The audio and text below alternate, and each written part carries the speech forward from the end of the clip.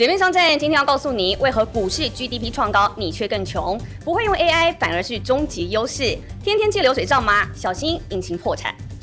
今天我們下班經濟學邀請到的是大人學的共同創辦人 Brian 你好。你好。好，兩位好。那其實你看，尤其是現在在2026年的今天，你看股市飆上了45000點以上，對不对？然後 GPT 要創這15年的新高。可是呢，其實我看到好多新聞，我都講說年輕人還是覺得說他好窮哦，對，所以有一個新的名詞叫體感貧窮。是，所以我就要請教 Brian， 就是有沒有方法可以讓大家擺脫這種匱乏感？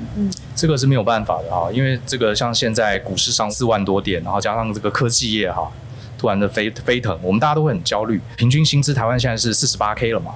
那其實大部分人其實沒有達到这個，對、啊，因為你去看中位數啊，中位數是只有38K， 也就是說，如果你的薪水有38K， 其實你已經贏台灣一半的人。可是問題還是沒有解決。那我的看法是，與其去抱怨別人，不如想想職場就是一個遊戲，我們怎麼玩可以讓自己的點數可以升級？我認為還是2個啦。第一個就是你的本金要夠。現在台股4萬多點，可是如果你沒有本金投資，你也是追不上這個風潮。是，那本金哪裡來？我想我們多數人還是透過我們的專業，我們的時間花在哪裡？我認為本金是很多人忽略的地方。是，那我還是鼓勵大家趁年輕找到一個你真的有熱情、有天賦的工作，好好去累積。那第二個就是還是要有耐心。巴菲特講過哈，這世界上大部分人沒有辦法有錢，是因為他無法接受慢慢變有錢。因為複利效應也好，累積也好，它其實是需要時間的。所以本金加大加上耐心，雖然我們不會像黃仁勳那麼有錢，可是一定會比你現在好。是，所以你今天有分析了就擺脫體感貧窮的4個終極解方，對，包括從認知、心理能力跟行動上面，到底要怎麼樣去具體去做？我覺得首先就是認知上哈，我們常常覺得自己窮，並不是真的沒飯吃，而是跟別人比較而來的。所以第一個認知上，我們要了解台灣現在經濟起飛哈，平均值很高，可是你要了解48K 這個數字只能代表大多數本來就有錢的人，他變得更有錢的。其實你在認知上你要了解中位數是比較精準的，你有38K， 其實你超過一半的人。就算你沒有，第二個我們就要談心理上，心理上你一定要排除焦慮，因為你整天去跟人家比，覺得這個社會不好，對你不公平，你並不會明天就變有錢。所以心理上先要告訴自己，也許有些人比我們 lucky， 可是我們最後還是要看自己手上有多少籌碼，慢慢来累積。那能力的話，就是剛剛講回這個本金的觀念，因為我們不可能重新去投胎，對不對？我們不可能有個姓黃的乾爹。那我覺得最務實的還是你自己怎麼樣讓你的每個月的收入可以增加。你可以去做生意，你可以好好的上班，會培養的專業。雖然在 AI 時代，這個世界變化很快，可是這個還是跑不了的。所以巴菲特也講嘛，他人生一輩子最正確也最重要的投資，其實投資在自己身上。對。可是 Brian， 我很好奇說，為什麼你會說對 AI 工具的無知反而是一個好事呢？我們要怎麼來克服對 AI 的焦慮？很多我身邊這個年輕人哈，上班族，他們對 AI 產生很大的焦慮，然後到底該學什麼好？每天都有人說又有新的模型發展出来。其實你反觀啊，小朋友反而學 AI 很快。那我就在想，為什麼小孩子學這個東西有時候比成年人快？我認為有2個很重要的原因啊。第一個，他比較沒有包袱。因為小朋友呢，他想學什麼就學什麼，他以前沒有學過太多的工具，他覺得這個好玩，可以幫他做圖片，可以回答他很多問題，他就去做。可是反而大人啊，有太多的包袱啊，我學這個會不會趕不上時代？我用這個模型跟另外一個模型到底哪個比較好？很多人花很多時間在糾結他能不能得到回報。那小孩子另外一個學 AI 比較快的是，他有充足的好奇心。小朋友遇到有趣的事情，他純粹可能因為好玩，沒有任何回報，他就去用。我常常跟大家講，你把他當成一個有博士學位的助理。你不用去想這些技巧，你直接告訴他你想得到什麼結果。比如說你寫文章，好，你不要自己写完叫他幫你改，那你等於小看他了。你直接跟他說，我想寫一篇文章，讀者是誰？我希望讀者看完我這篇文章有什麼感受，請你幫我写寫看。直接反推，你想要什麼結果，把這個結果描述出來。我覺得這個方法是蠻有用的。團隊最近給哲青看的一個數字，我覺得相當的驚人哦，超過70%的你其實還沒有按訂閱。如果你一直有在收看，也喜歡我們節目的話，現在我們來按下訂閱吧。按下訂閱對你來說是免費的，但對整個下班經濟學團隊來說，有你的支持跟訂閱是這個節目能不能繼續做下去，做得更好的重要關鍵。Brian 剛已經跟我們分享了，包括思維跟心理上的建設與轉變哦，但是不是還有其他我們必須要知道的？關於 AI， 我覺得是這樣子哈，很多人都很擔心自己的工作會被 AI 取代。對啊。可是我倒覺得大家不用太過焦慮，因為老實說焦慮也沒用。是。因為我自己認為 AI 真正會取代的，其實不是你這個職位，而是取代你的任務。比如說，我們做節目是不是要有企劃？企劃這個角色，我認為它不會被 AI 取代，這個職位將來還是在。對。可是以前的企劃可能花80%在找資料，在聯繫人，現在這些東西 AI 可以取代一大半。所以同樣的企劃，它的任務可能要學會怎麼樣透過 AI 把80%的時間用在我們的創意，用在 AI 不能做的事情，而把 AI 可以做的事情全部交給它。大家常在講的就是說 AI 的世代裡面，因為它會讓組織扁平化，所以像以前的人會花10年、20年、30年爬到某一個職位，是不是 AI 會有沒有可能加速或加快這樣子組織的崩解，或者是人的升遷？如果是這樣的話，那我們現在什麼？其實很遺憾的，哲青講這件事情現在正在發生，正在發生，而且比我們想象的來得快啊！像這個 Facebook 就是 Meta 這家公司，前陣才裁了8000多人啊。可是你會發現，他裁掉這些人啊，他很快又以不同的名義再重新雇不同的人進來，所以它其實是一個職場的替換。那我認為接下來啊，品味這件事情比你會不會做，還有定義問題比你會不會解問題，可能要更重要。对，因為有了 AI， 其實它幾乎大部分的事情它都很快可以給你一個答案。可是問題來了，你一開始怎麼去定義這個問題？比方說以節目企劃來講好了，我們要訪問一個人，我們要跟大家分享一個知識，現在不用去圖書館，甚至不用透過 Google，AI 直接可以幫我們產生大量的內容。可是問題是，這些內容是不是聽眾有興趣的？是不是大家覺得好玩的？是不是大家覺得有用的？這部分就要有人來判斷。是，剛好最近訪問了這個遊戲大師周玉凱，他跟我分享了一個關於這個問題很好的答案。他說啊，這個科技發展很進步，遲早有一天所有人都要被 AI 取代。那我們要擔心的不是怎麼樣不被取代，因為那是不可能的。我們要擔心的是，你不要是第一波被取代的。有一個笑話嘛，2個人去山上被熊追，其中一個人往前狂奔，後面那個人就說：“你跑那麼快有什麼用？熊絕對追得上你。”前面那個人說：“我只要跑得比你快就好。”所以我們要趕緊去適應，這是我的建議。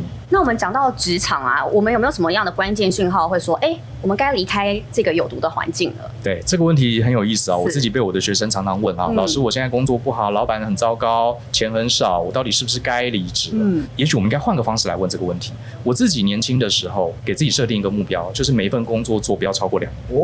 對，不管這家公司對我有多好，老闆有多棒，給我多少錢，我都設定2年。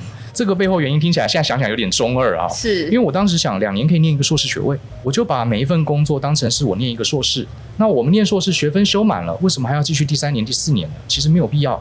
所以我一進公司，我都會去列，好，我在這2年我要學到什麼東西，我希望我的履歷可以增加哪些 reputation，然後如果提早我都打勾做到了，我就會提早離職。除非這家公司給了我新的挑戰或新的位置。那如果這家公司要學東西太多，我可能就會延長3個月，學會了我再走。所以我這輩子做過4、5個工作，沒有一個工作超過3年。因為我覺得太多人把上班當成找一個歸宿。哎呀，我去這個好公司啊，我就不要走了，這就是最好的地方，我就不要離開。可是很現實的是，台灣的公司平均壽命只有13年，我們在職場要待40年。所以你一定人生中需要換工作，而且很多公司它以前很好，就是它的產業下滑了，你也得走。所以與其這樣，不要想要在同一家公司待一輩子。是，該問的問題是，你在每一家公司待的時間，你該為自己累積什麼？可是你知道，我反過來想，你設定我2年，就是2年半我就要離職。对，那反過來我現在是主管，对，我覺得你有學到這個，你有學到我們職業的精髓，而且你也掌握到了工作的效能。那我怎麼樣留住這樣子的人呢？這是個好問題。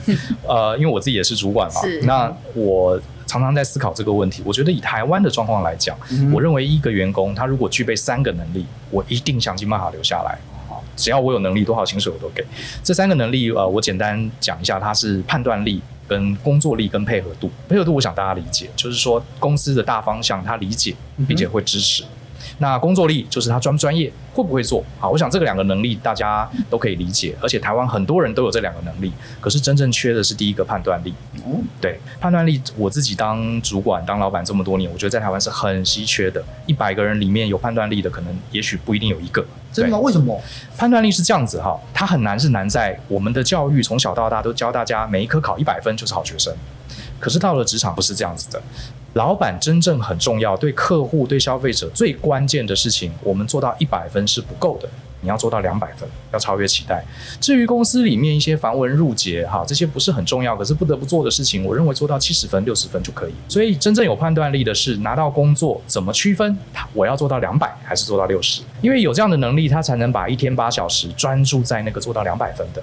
而不會花大量心力把60分做到100分，其實那沒有意義。這樣的思考剛好違背我們學生時代，每一樣都要表現好，剛好是相反的思維，所以這樣的員工其實非常少。可是這樣子有沒有投機的概念？是投機嗎？我認為這是投資。投機跟投資最大的差別就是，投資它是一個比較長期的，投機是賭博性。好，贏了我就翻盤，輸了我就這個爛命一條。那投資它比較是透過每天的小決策，好，比如說我投資房地產，我把它租出去，有收一個租金，雖然不多，可是長時間可以累積。可是如果我買房子，趁這個行情好，我把它一買一賣，試圖賺這個差價，這個比較接近投機。那我認為我們每天上班有很多很多的工作，你每天都發揮你的判斷力，把老闆最重要的、客戶最重要的事情、有价值的事情做到200分，是把比较不重要的給過就好，不要造成同事困擾啊。可是也不要浪費太多時間，你每天要一點一滴，它其實是一個很好的投資。不過20、30、40歲的人對於理財一定有一些盲點，到底是什麼？因為我今年也50了嘛，所以剛好也許有資格回答這個過去的歷程。我年輕時候犯過很多錯誤，可是我現在回想哈，我有一個理論叫當季水果理論啊。比如說现在夏天了，台灣最好的水果是芒果嘛，喜歡吃芒果的人就有福了，它價錢又便宜又好吃又新鮮。可是如果今天有一個人到了夏天，他偏偏要吃草莓，這就麻煩了。第一個，這時候草莓很難買，对，就算買到也很貴，可能是冷凍的，又不好吃。所以我認為我們20、30、40每一個年輕時代都就像水果一樣，它都有當季最好的水果，它又便宜又好吃，我們應該在那個年紀好好享受。舉個例子，20幾歲，我認為20幾歲應該不用太急着賺大錢，是因為你將來這個身家有上百萬了，你稍微10%的利息或者10%的這個報酬率，你就可以翻很多倍。所以年輕的時候我們沒錢，你應該花時間，體力最好，腦筋最清醒的時候，應該去讀書也好，去學東西也好，去歷練工作也好，這就是當時的當季水果。所以那我會覺得以20來講，我會覺得年輕人20歲最重要是培養財商。你可以去炒炒股票，你可以去練習買 ETF， 可以多看書或是多聽這個下班經濟學。可是績效高跟低其實不是那麼重要，因為這個時候你一定要趕快培養正確的財商觀念。那30歲呢，我認為最重要的是你開始要把你的專業在職場上可以展現出來，因為你不展現，人家不知道你的價值。通常30歲呢，不一定還成為公司的高階主管，可是這時候已經可以展現出你的判斷力、配合度。好，跟工作力了，要趕快展現。那40、50呢？如果你前面都能累積很好的資產，你開始要很認真思考你的這個資產配置。是資產配置，我認為40歲一定就要趕快去理解。是，不管你是相信哪一派的投資，可是資產配置這個是我認為一定要精準掌握的。是，不然在這裡面的這個致命盲點裡面寫到一個非常特別的，就是40歲之後要勇於去承擔，去當主管。因為其實很多人覺得說，我一輩子我就是做業務的，然後呢，我就是不想承擔那麼多責任。我在業務方面我也覺得很開心，對啊。可是他讓他做業務主管，我覺得我就是不行啦。可是這個會阻礙到自己的發展。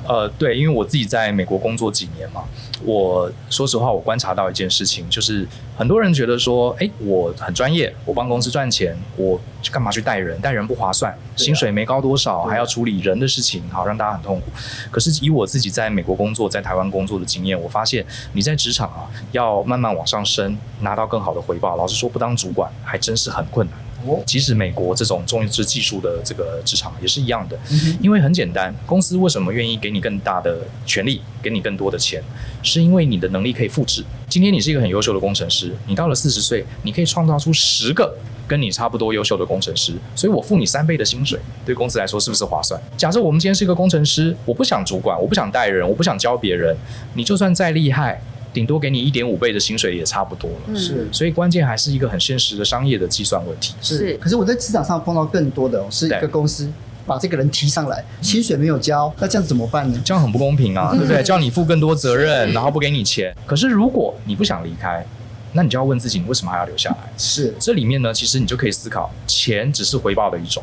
如果今天老闆把我升上來，不給我錢，可是我可以透過我這個主管的身份，練習怎麼帶員工，學會很多高階主管才知道的東西，說不定你設定1年2年離開，你成為一個更有價值的人，那這1年的委屈就值得了。是，所以還是一個累積的概念。不过我們講到理財啊，我就講到記賬，因為很多人就是我理財我要記賬嘛，對不對？那為什麼天天記賬好像還是一步步走向隱形破產？這是什麼概念呢？呢？已經破產，好像在講我以前，因為我以前是個記賬控我大概念大學的時候，我就很喜歡記賬。那時候還沒有智慧型手機，那個東西叫 PDA， 對，我還買了 PDA 的軟體，很認真的記賬。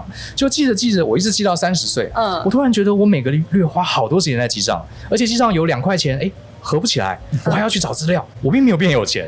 然後我就開始反思，記賬到底對我的幫助在哪裡？後來我才釐清，其實我們人要變有錢，開源跟節流2個都很重要。对，記賬呢，我不是說它沒有用，而是呢，它頂多對你節流有用，你會知道你自己錢到底花在哪裡去了。我想這個是有必要的。是，可是是不是要花那麼多時間？我建議大家簡單的1個月稍微記一下，比如說超過1000塊，或超過500塊的，大概知道一下，然後你統合幾個賬戶，我這個月的淨資產跟上個月的淨資產比是提升還是減少？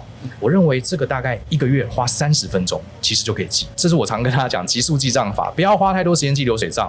可是記賬還是有用的，可是不要以為你只要記賬就會變有錢。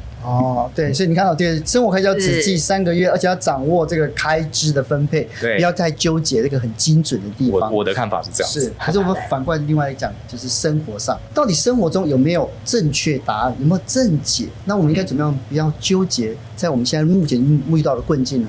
我覺得這是最難的哈。我們從小到大一直念書念到20幾歲，大部分的問題第一個都有標準答案，而且這個標準答案都在老師的答案紙裡面。所以我們經過20年，好說是洗腦也好，說是浸淫也好，我們長大去社會，我們就很容易直覺覺得這件事情一定有一個標準答案。如果我沒有這個標準答案，我就去問專家、問權威，好，他應該有答案。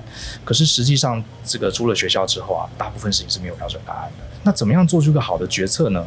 我認為大部分人做決策有一個盲點，比方說，今天一個同學問我，老師，我的公司不是很好，我到底留下來還是該離職？我會跟他說，這其實你沒有在做決策。這不是一個決策，因為你的選項只有 yes 跟 no。就像是以前我們看電影，一個少女，她愛我，她不愛我，她愛我，她不愛我。其實你沒有在做決策。好的選擇的第一步，讓你的選項擴增。Alex、Bob 跟 Chris 哪一個我要跟他交往？這時候才是合理的決策。他愛我，他不愛我，基本上你還是被動的。我該離職還是不該離職，這也是被動的。你應該思考，去網絡上找一找，列出5、6家你可以去的公司。做評比做分析，這時候你才進入了理性抉擇。是因為其實我覺得在做決策這件事情是很多人難以去真正去實施的，非常難。 對，那我這邊老實說我也沒什麼捷徑哈，我人生也是一直很困擾，我是一個很優柔寡斷的人，從小到大。那我後來覺得這樣實在不行，連去餐廳點菜大家都點好了，我還在那邊到底該選哪？我會生氣。對，我就是那種惹怒很多人的人。我發現我這個個性這樣真的不行啊。後來無意間接觸了這個哲學其實我覺得是蠻值得大家涉獵一下。其中我讀到了一個東西，這個哲學理論很有意思啊。它告訴你啊，人生中遇到這種種種困难啊，你要先做一個篩選，你接下來遇到這個困難是你可以控制的，還是你不能控制的？因為這世界上大部分事情我們沒辦法控制。如果這件事情是你無法控制的，那你就要鍛鍊自己，把它忘掉。是，我們要把心思專注在少數我們能控制的事情。是，比如說很多同學問我說：“哎呀，我們公司文化不好，我是不是該留？”我就問他說：“同學，你公司的文化，你老闆都控制不了，你能控制嗎？”他說：“不能控制。”好，那你從今天開始就不要再想公司文化的問題。你只要想你能控制的，你的投影片能不能做得讓老闆很喜歡？他說：“這個可以。”好，那你今天就先思考投影片的問題，不要思考公司文化的問題，因為那是你永遠做不到的。這就是哲學裡面所謂斯多葛學派。我認為這個對我幫助很大。是因為其實呢，我覺得到最後大學裡面其實提供很多是思想跟思維的工具嘛，對不對？那希望大家能夠好好想想在職場跟生活上遇到的困境哦。來，今天謝謝 Brian， 謝謝兩位，謝謝兩位，謝謝。